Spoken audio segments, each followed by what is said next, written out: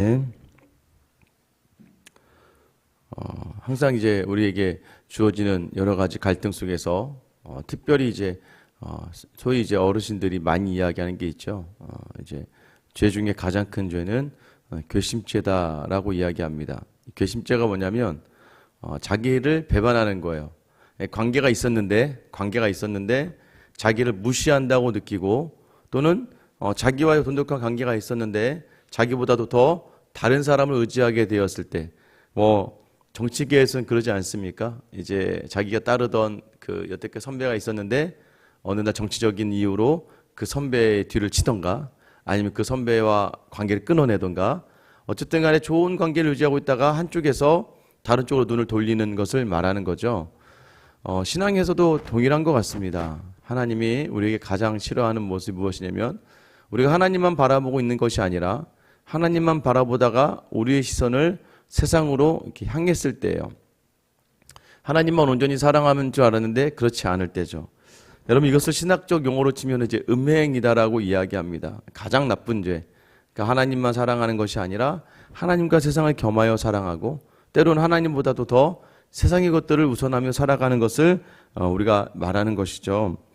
여러분, 특별히 뭐 부부관계에서도 이런 관계가 아닙니까? 음행이라는 것을 부부관계에 대입했을 때 나를 사랑한다고 이야기해놓고 다른 여자, 다른 남자를 바라보는 것 하나만으로도 굉장히 분에 떨리고, 요즘에 이제 드라마들을 보게 되면 그런 불륜에 어떻게 복수하는지, 어떻게 복수할 것인지 그렇게 되는 것 같아요. 그리고 이제는 치밀해집니다. 얼마 전에 이제 어떤 성도님들 얘기를 들었는데 이제 남편이 자기 몰래 이제 다 바람을 피는 거죠. 예전 같았으면 어떻게 해요? 여자들이 가서 너 그럴 수 있느냐? 어떻게 나한테 이럴 수 있느냐 하면서 막 이렇게 막 남편 화를 내고 할 텐데요. 요즘에 안 그렇습니다. 제일 먼저 변호사에게 전화를 한답니다. 변호사에게 전화를 해서 어떻게 준비하면 될까요? 라고 물어본대요. 변호사들이 흥분하지 마시고 차분하게 증거를 하나하나 모으셔야 돼요. 증거를 모아서 나중에 큰 돈을 받아내려면 크게 무언가를 꺼내놓으려면 그래야 되니까 흥분하지 마세요. 흥분하면 지는 거예요. 이야기하지 마시고 절대. 그 젊은 여자분들 사이에서 또는 젊은 남자분들 사이에서 남편이나 아내의 외도 속에서 이제는 달라지는 거예요. 괘씸하잖아요. 흥분하면 지는 거고 천천히 모아놨다가 나중에 한 번에 터뜨린다는 거죠. 근데 그런 가정이 생각보다 너무 많다는 것에 대해서 제가 놀랐습니다. 여러분, 하나님 앞에서 하나님 우리에게 원하시는 자리가 무엇이냐? 하나님께서는 딱 하나 정해준 게 있어요. 오직 은혜로 주시는 믿음으로 말미암아 구원받았다. 오직 예수 그리스도의 이름, 그 이름을 부르는 자는 모두 다 구원을 얻으리라. 여러분 믿으십니까? 그런데 자꾸 여기에 다른 것들이 들어와요. 불순물들이 섞여 들어오기 시작한다는 겁니다. 때로는 이것보다 더 중요하다고 생각하는 게 생길 때가 있어요. 분명히 예수 그리스도의 이름으로 예수 그리스도를 따라서 하나님의 뜻을 따라서 어제 우리가 나누었죠. 하나님의 뜻을 따라서 나가야 되는데 우리가요, 뭐가 더 중요해지는지 잊게 돼요. 교회 안에서 갈등의 문제들을 보세요, 여러분. 복음 때문에 싸우는 적 있습니까? 복음 때문에 갈등이 일어난 사람들 보셨어요? 교회 안에서 일어나는 분쟁과 갈등의 원인 중에 야, 너는 그 참 복음이 아니다. 내가 보니까 그거 예수 잘못 믿는 거다. 여러분, 근데 예수 잘못 믿는 거다라는 이 표현이 어떻게 형성됩니까?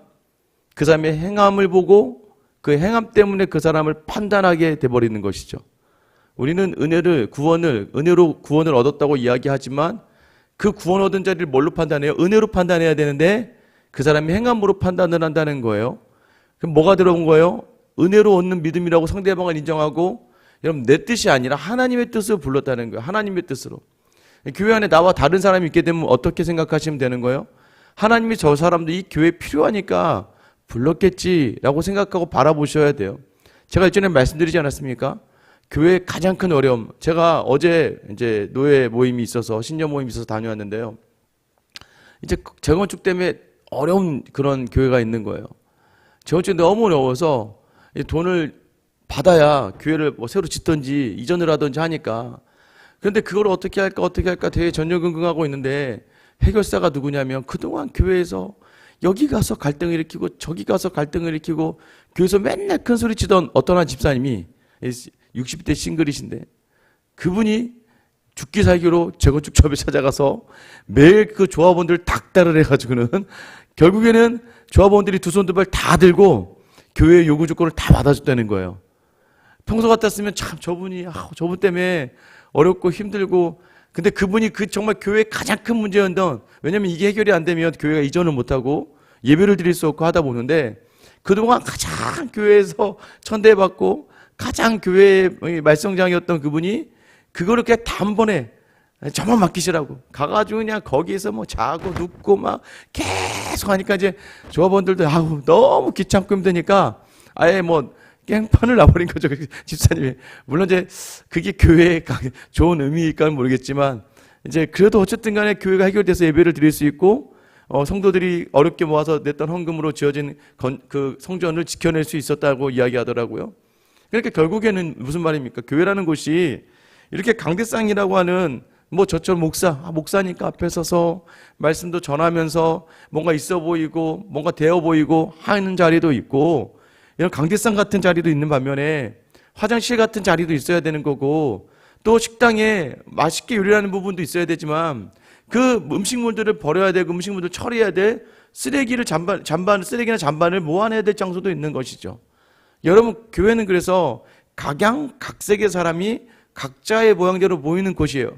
하나님이 그것을 그렇게 보내셨다는 것을 인정하는 삶이 바로 은혜로 구원을 얻었다. 그래서 바울의 서신서를 요즘 저희가 이제 성경개관학교 또 설교하면서 계속해서 보다 보면 바울은 이야기하는 거예요. 야, 비판 좀 하지 말아라. 남에 대해서 판단 좀 하지 말아라. 뭐가 들어갔기 때문입니까? 내 생각이 들어가는 거예요. 내 생각이. 저런 사람은 구원받을 사람이 아니야. 저 사람은 구원받은 사람이 아니지. 심지어 남편을 보면서도, 아내를 보면서도, 그렇지 않습니까? 여러분, 예배 시간도 마찬가지 아니겠어요? 예배 시간도 이렇게 있다가 저쪽에서 막 그 설교 시간에 막 자기만 하고 설교 시간에 막 딴짓만 하고 막 이러면 저 믿음이 없어. 그런 판단도 내 스스로가 일어나는 거 아니에요? 여러분, 유두고는 뭐 그러면 믿음이 없어서 떨어져 죽은 건 아니잖아요. 하나님이 하나님의 일을 하심을 나타내기 위하여. 예수님이 설교하실 때도 예수님을 비판하고 떠나갔던 수많은 사람들도 있었어요. 바울이 설교할 때 바울에 대해서 악의적인 감정을 품고 있었던 사람도 있었어요. 졸다 죽은 유두고도 있었습니다. 여러분, 우리 안에 무엇이에요? 다른 복음. 6절에 그래서 보세요. 그리스도의 은혜로 너희를 부르신 이를 이같이 속히 떠나 다른 복음을 따르는 것을 내가 이상하게 여기노라. 여기서 이상하게 여기노라라는 말은요, 내가 지금 놀라고 막 짜증이 나고 막 굉장히 화가 나서 지금 책망하는 말입니다. 야, 어떻게 내가 너희 갈라디아 지역, 아시아, 루스드라, 이고니온, 더베, 이 아시아 지역 중심으로 해서 처음으로 선교지였는데, 거기가 처음 선교지에서 내가 첫정을 가지고 첫사랑을 가지고 너희에게 기적과 이적도 보였지만 말씀으로 너희를 내가 구원의 자리에 이르게 한 것은 오직 은혜다라고 이야기했는데, 속히 떠났다라고 얘기해. 속히 떠났다. 마치 여러분 뭘 연상하는 것 같으세요? 모세가 시내산에서 하나님의 말씀을 받으려고 40일 동안을 올라간 그 40일 동안을 이 이스라엘 백성들이 감당을 못 해내는 거예요. 왜요? 하나님이 안 보여. 하나님이 안 보이는 건 둘째치고 모세가 안 보여. 그러니까 그동안 누구를 따라온 거예요? 하나님을 따라온 게 아니라 모세를 따라온 거예요. 모세를 따라오면 모세를 통해서 하나님의 말씀, 그러니까 우리가 참 중요합니다. 우리를 통해서 하나님의 말씀 드러나는 자리도 중요한 거예요. 우리를 통해서 하나님의 뜻이 나타나고 하나님의 능력이 나타나는 게 굉장히 중요하지만, 그렇다고 해서 사람에게 집중을 한 순간 여러분 무너져 버리고 마는 거예요. 모세가 사라지고 나니까 이스라엘 백성들이요, 아론에게 좀 만만하잖아요. 야, 하나님 안 보이니까 하나님 좀 만들어내봐. 하나님 좀 만들어내봐. 금세 옛 습관으로 나아가 버리고 마는 것이죠. 우리는 이미 예수 그리스도로 말미암아 옛 습관을 내어 던지고 새 것이 된 하나님의 사람들이에요. 그런데 우리 안에 우리도 모르게 복음을 떠나 은혜를 놓치면 이내 금세 우리 인간적인 생각들이 드러나게 되고, 결국에는 이 이스라엘 백성과 같이 속히 떠나서 금송아지를 만들었다가 모세가 얼마나 열이 받았으면 받아온 십계명을 내동댕이 쳤겠습니까? 얼마나 당황했으면 바울의 마음이 바로 그 모세의 마음이었을 수도 있어요. 7절에 그래서 바울이 다시 강조합니다. 다른 복음은 없나니 다만 어떤 사람들이 너희를 교란하여 그리스도의 복음을 변하게 하려 함이라. 다른 복음이 무엇입니까? 너희가 구원받는 자리는 할례가 아니야. 구원받는 자리는 율법을 잘 지켜내는 자리가 아니야. 여러분, 구원받는 자리는 뭐예요? 은혜다. 아무 효력 없는 자리를 향하여 그것이 너희 구원의 핵심이라고 이야기하지 말아라. 그러니까 여러분, 이것을 놓치는 사람이 어디에 싸운 줄 아세요? 오늘 식당에 반찬은 김치로 할래, 깍두기로 할래, 이거 가지고 싸우는 거예요. 아우, 야, 오늘 된장찌개 하자, 김치찌개 하자. 이거 가지고, 야, 제발, 완전 믿음이 없어. 김치찌개와 깍두기와 된장찌개가 무슨 믿음하고 상관이 있습니까? 빨간색으로 할래, 파란색으로 할래? 이거 가지고 싸우다가 교회를 떠나가고요. 빨간 옷으로 할래, 파란 옷으로 할래? 이거 가지고 이야기하다가 교회를 떠나가고요. 여러분, 복음이 아닌 거 가지고 싸우다가 교회를 떠나가지, 참된 복음과 진리, 야, 우리 예수를 알자, 예수님을 알아가야 돼, 야, 너 그렇게 하면 안 돼, 이렇게 해서 교회를 떠나간 사람은 제가 단 한 번도 보지 못했습니다. 여러분은 어떻습니까? 여러분은 복음의 자리, 여러분은 구원의 자리가 오직 은혜로 주신 믿음으로 믿으십니까? 그 은혜로 주신 믿음을 믿는 사람이 어떻게 인간적인 생각들과 사람의 생각들을 담아서, 그러니까 제가 말씀드렸잖아요. 섬기다가 서운해하시면 안 된다고요. 상처받지 않을 각오가 되어 있어야 돼요. 제가 우리 교회 성도들 누누이 말씀드리잖아요. 안 할 거면 처음부터, 그러니까 내 힘으로 하려고 하다가 무너지지 말고 하나님이 은혜를 깊게 주시면, 여러분, 그 하나님의 뜻이, 성령의 은혜가 필요한 거예요.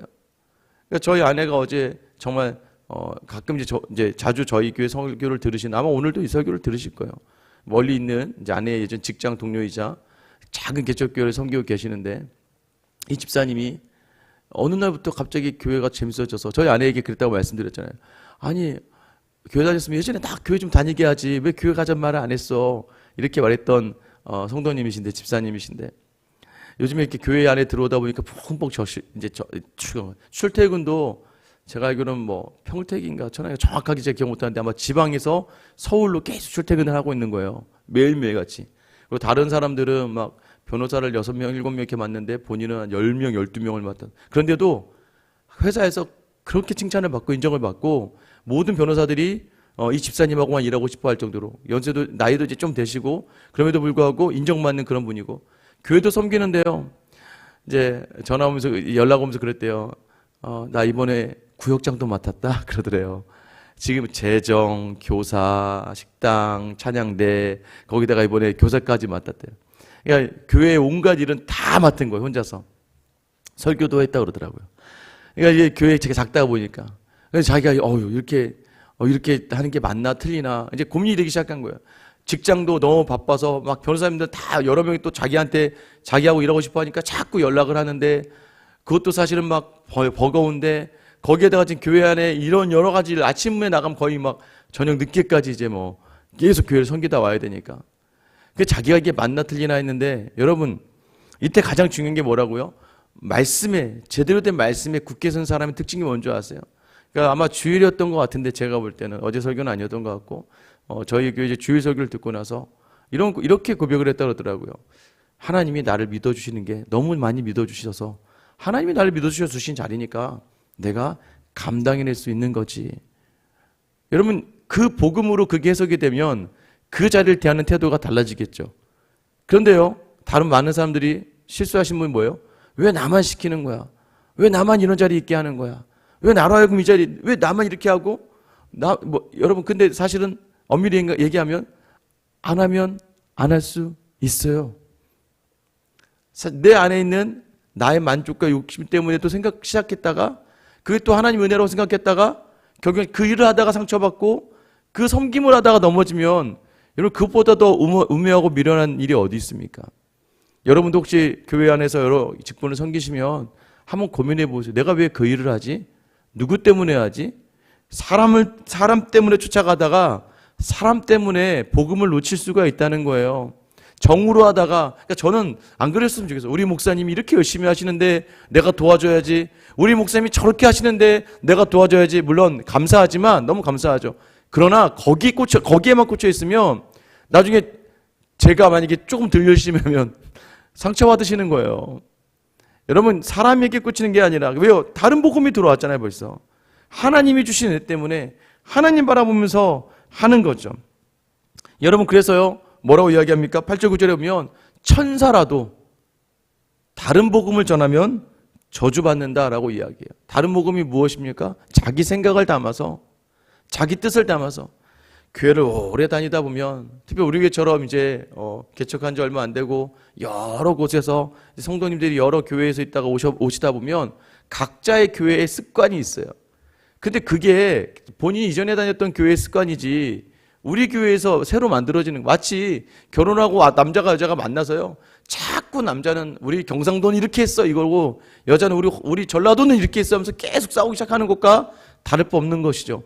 같이 새로운 문화가 만들어지면 배려하고 용납하고 서로 돌아보고 핵심이 뭐예요? 부부가 하나가 되어 사랑하는 게 목적 아니겠습니까? 교회도 마찬가지예요. 예수님만 드러날 수 있는 자리로 예수님만 더 나타낼 수 있는 자리로 성도들이 더 기쁘고 성도들이 더 화목할 수 있는 자리로 내가 가진 것이 다 맞다고 생각하는 그런 잘못된 생각을 내려놔야 돼요. 그리고 우리가 새롭게 매일매일 말씀으로 우리의 삶을 잘 돌아보면서 하나님이 원하시는 그래서 마지막에 10절에 뭐라고 이야기합니까? 이제 내가 사람들에게 좋게 하랴 하나님께 좋게 하랴 사람들에게 기쁨을 구하랴 내가 지금까지 사람들의 기쁨을 구하였다면 그리스도의 종이 아니니라. 누가 기뻐할 자리요? 사람을 기뻐할 자리가 아니라 하나님을 기뻐할 자리. 하나님만 기뻐하시면 되는 거예요. 여러분 우리가 이것을 이겨내는 게 사실 절대 쉽지 않습니다. 여러분 우리 안에는요 사랑받고 싶은 욕심이 있고요 인정받고 싶은 욕심이 있고요 누군가로부터 내가 자랑이 되고 싶은 마음들이 있단 말이에요. 그래서요 이게 하나님 없이 하나님만 바라보면 일어난다는 건 사람의 시선을 의식하지 않고 여러분 믿음으로 섬긴다는 건 어려운 거예요. 기도도 그러지 않습니까 여러분? 기도를 막 하다가요 주야 하다가 제가 마이크 딱 띄고 내려가면 그때부터 갑자기 싹 조용해질 때도 있어요. 여러분 신경 쓰지 마세요. 하나님만 신경 써야죠. 여러분 교회 섬기는 것도 마찬가지입니다. 하나님을 기쁘게 하랴 사람을 기쁘게 하랴. 때로는 하나님을 기쁘게 하다가 사람들로부터 철저하게 외면당할 수 있고 배척당할 수 있어요. 그게 예수님이 가신 길이에요. 그게 사도 바울이 갔던 그 길이 하나님만 기쁘게 하려 하다가 사람들부터 오해받고 사람들부터 냉정하게 자기가 키워냈던 제자들로부터도 외면받고 배신당하는 그런 삶을 살아가는 거예요. 여러분 그래서 때로는요 이 한국교회 기라성 같은 목사님의 특징이 뭔지 아세요? 때로는 많은 오해와 또 많은 모욕과 치욕 속에서 또 배신 속에서 그럼에도 꿋꿋이 하나님만 바라보며 가셨던 분들 끝에서는 반드시 하나님께서 갚아주시는 자리가 있었다는 거예요. 여러분 누구의 종입니까? 사람의 종입니까? 그 교회 건물의 종이에요? 여러분 그저 누구를 따라가는 종입니까? 아닙니다. 우리는 예수 그리스도의 종이에요.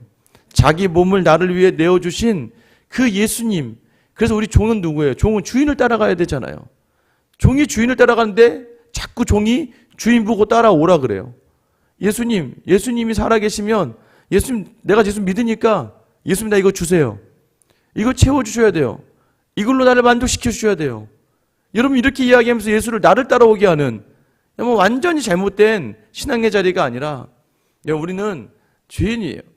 주님만 따라가는 삶을 살아가기 위해서 더 낮아지고 겸손하게 주님 앞에 설 수 있어야 됩니다. 우리도 모르게요. 자꾸 뭔가 믿음이 부족하다고 미적미적하다고 느껴질 때 그때 꼭 우리가 하는 자리가 뭔지 아세요? 내가 섬김이 부족한가? 내가 헌신이 부족한가? 하면서 내 노력과 내 열심을 담아내려가요. 그럴 때는요 또 새벽 기도도 마찬가지예요. 기도가 안 되니까요. 기도가 안 되면 어떻게 합니까? 기도가 안 되면 기도가 되게 하려고 막 일부러 막 소리를 막 내면서 기도할 때도 있어요. 여러분 은혜는 그런 자리가 아니에요. 은혜는 나를 온전히 내려오는 자리예요. 여러분 새벽에 나와서 기도가 되실 때는 큰 소리로 기도하시고요. 혹시 큰 소리로 기도 안 되실 만큼 힘들 때는요. 하나님 앞에 마음으로 하나님 기도가 되지 않아요. 하나님 제 마음이 지금 그런 상황이 아니에요. 하나님 저 지금 좀 억울해요. 하나님 저 지금 기도할 수 있는 정도로 하나님이 저에게 은혜 주신다고 생각하지 않아요. 솔직하게 하나님 앞에 내려놓으면요. 하나님 반드시 그 자리에요. 하나님의 은혜를 채워주세요. 그리고 하나님 마음을 주세요. 그리고 다시 엘리야가 자기 마음껏 했다가 죽여달라고까지 갔다가 세미한 소리에서 하나님께 반응하며 다시 하나님 앞에 서는 것처럼 여러분 우리가 하나님 앞에서 하나님만 바라보기 원하는 자리가요. 때로는 여러 자리가 있지만 때로는 조용한 우리의 온전함을 내오는 자리에서 하나님 반응해 주신다는 거예요. 그래서 그 은혜를 구하고 그 은혜로 나아가는 거예요. 오늘 하루도요, 여러분에게 저에게 동일한 하루가 주어졌습니다. 여러분, 어제 노예에서 노예 목사님이 이 말씀 하시더라고요. 반석 위에 집을 지을 것인지 모래 위에 집을 지을 것인지. 여러분, 모래 위에 지으나 반석 위에 지으나 똑같은 현상이 뭐냐면 창수가 일고 바람이 분다는 거예요. 여러분, 반석 위에 지은 집도 비바람을 맞고 큰 홍수 속에 휩싸일 수 있다는 거예요. 근데 중요한 건 무엇입니까? 모래 위에 지은 집은 그 홍수와 바람 속에서 그저 무너질 수밖에 없고 오늘 본문에 보면 멸망당할 수밖에 없고 저주받을 수밖에 없지만, 그러나 반석 위에 집을 지으면, 이 반석이 뭐예요? 이런 베드로가 반석이라는 의미잖아요. 반석을 왜 베드로에게 천국 열쇠 주셨습니까? 베드로의 믿음의 고백이 주는 그리스도시요 살아계신 하나님의 아들이십니다. 예수님이 나의 주인이십니다. 예수님만이 하나님의 아들이십니다를 온전히 인정하는 그 말씀을 붙든 그 고백 위에 교회가 세워지면, 그러니까 여러분, 우리가 예수 위에 말씀 위에 굳건히 서면 오늘도 여전히 여러분에게 창수가 일고 바람이 불고 비바람이 몰아칠 거예요. 그러나 그 끝에서 더욱더 굳세고 단단하고 견고한 그 모든 삶을 경험할 수 있다는 거예요. 오늘 가정에 가셨을 때, 직장에서 사업에 섬기실 때 사람을 기쁘게 하지 마시고 하나님을 기쁘게 하세요. 그러면 사람도요 살아날 수 있다는 것을 우리가 알게 하실 겁니다. 오늘 이 은혜가 여러분에게 있게 되길 예수님의 이름으로 축원합니다. 기도하겠습니다. 사랑의 하나님, 바울의 인생의 목적은 딱 한 단어입니다. 오직 예수였습니다. 하나님, 우리의 삶의 자리는 어떠합니까? 예수님만 있는 게 아니라 예수님과 세상이 겸하여 있는 자리 아닌지 돌아보게 하여 주시옵소서. 은혜로 이 자리에 부르셨는데 은혜로 서려고 노력하는 자리보다는, 은혜를 받기 위한 자리보다는 하나님 무언가를 채우려 하는 자리들, 나의 연약함과 부족함을 무언가 채우려고 하는 자리들, 또 때로는 내가 알고 있는 경험과 내가 알고 있는 지식으로 그 복음에 나의 생각을 담아내는 다른 복음을 전하는 삶이 우리가 아닌가. 하나님, 때로는 내로남불식으로 남이 하는 건 다 죄라고 이야기하고 내가 하는 건 다 은혜라고 이야기하는 잘못된 신앙의 자리에 서 있지는 않습니까?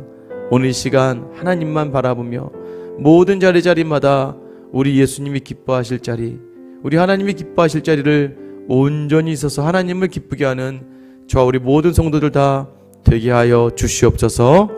하나님을 기쁘시게 하기 위하여 십자가의 끝까지 다른 사람을 원망하지 아니하고 하나님 뜻을 쫓아 나아갔던 우리 주 예수 그리스도의 이름 받들어 기도드립니다.